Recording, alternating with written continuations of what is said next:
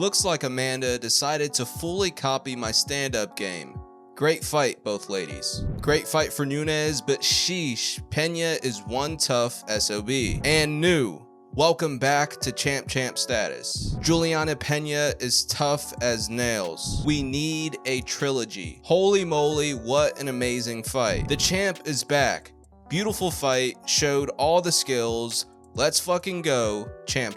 Wow at Amanda Nunes is the woman GOAT.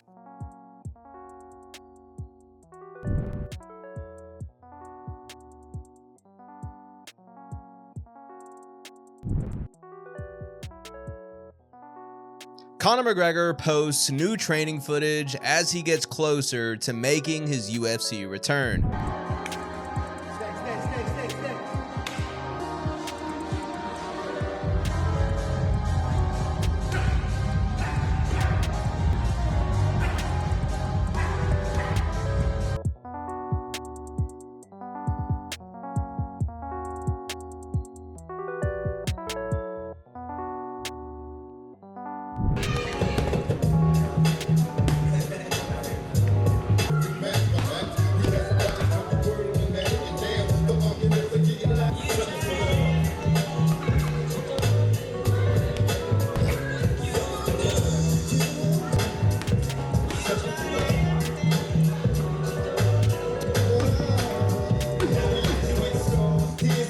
UFC president Dana White gives his thoughts on a fight that we're probably never going to see, the Conor McGregor versus Nate Diaz trilogy.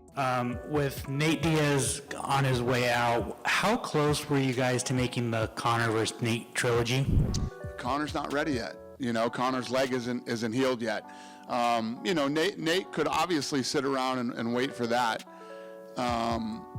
But he doesn't want it. I don't know what he's got planned or what he's thinking, but right here, right now, he's ready to fight. He wants to go, and we're going. Was there ever a chance of it happening in years past? Was there ever what? A chance of that trilogy happening last year or the year before? I mean, that's one of those fights you could do anytime.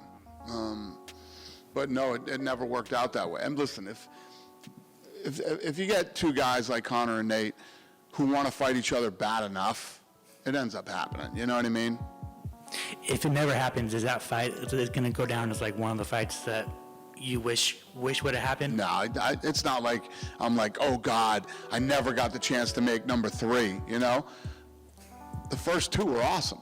That first round with Conor and Nate in the first fight was insane. Conor was landing these crazy bombs and all this stuff.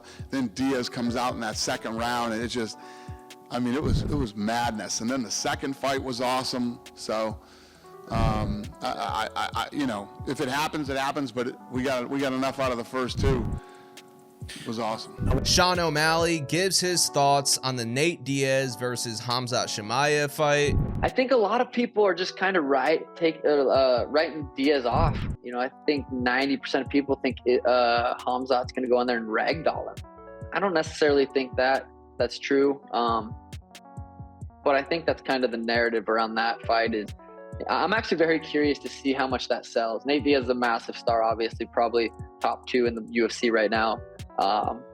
But I'm very interested in seeing how many pay-per-views that sells. If it does over 400,000, if it, you know, I think, do people want to pay to see Diaz get whooped? I don't know. I'm curious. Darren Till is back training after having to pull out of his UFC London fight for a knee injury. Oh, let's get it. Let's get it. Let's fucking get it.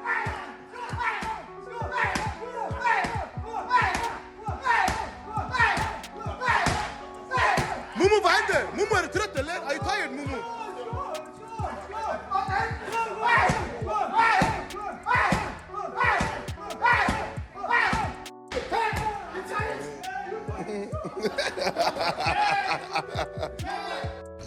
Caralho.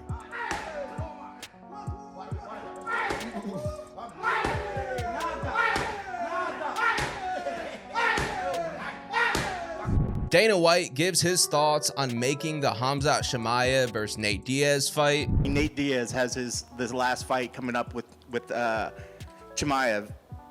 what was the thought process around that booking? And I also heard that it was Nate that asked for that fighting. Is that true? And what was the thought process around that? Or was this a guy that you guys wanted to put him up against? Yeah, I care about Nate a lot. I like Nate. And Nate came in here before that, long before that fight was ever made. And we were talking about it being his last fight. And, you know, I said, listen, kid, you think about the wars that Nate Diaz has put on and the incredible fights and the big fights that he's done with us. Go do whatever you want to do, man. But, you know, getting a fight done with him isn't as easy as it seems. Everybody's like, well, why don't you make a fight? Well, why don't you make a fight? Well, he asked for Francis Ngannou, you know, and I could go on forever, but I won't. We got it done. That's the fight he wanted. We made it, and here we are. And it's a good fight. It's a fight that people will want to see. It's a fight that people will be interested in. So we're going to do it.